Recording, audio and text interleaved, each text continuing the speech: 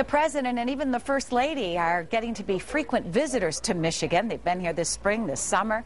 Our team coverage is continuing now at the live desk with 24-hour News 8 political reporter Rick Albin. I know they both know how important this state is. Yeah, and this really is what this is about. And as we go through 5 o'clock and 6 o'clock, we're going to talk more about that.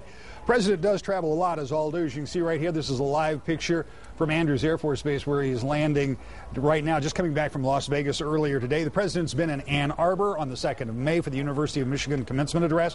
June 7th, he spoke at Kalamazoo Central High School's graduation. And now coming to Holland for groundbreaking for this battery plant. On their face, each trip has a policy purpose. Almost all presidents working at least one major university commencement in the spring.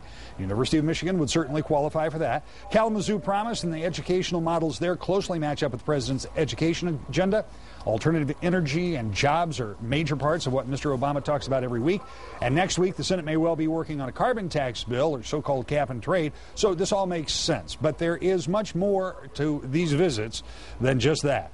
There are big universities everywhere, high schools in thousands of towns and cities, and the president can claim to have helped business around the country with federal dollars. So why here in Michigan? Well, there are a lot of reasons, not the least of which a miserable economy, emblematic of the need for jobs, and a major election, which Democrats, according to polling, are having a hard time getting traction. And our latest Epic MRA poll from last month, Republican candidates for governor were outpacing Democratic candidates by an average of more than 10 points.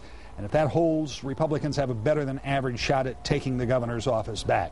Now, the more parts of state government that you control, the House, the Senate, the governor's race, the more impact you have on redistricting for the 2012 elections coming after this year's census. That could change the balance of power in the U.S. Congress, all something the White House is keenly aware of, but even that isn't why they're so often in Michigan.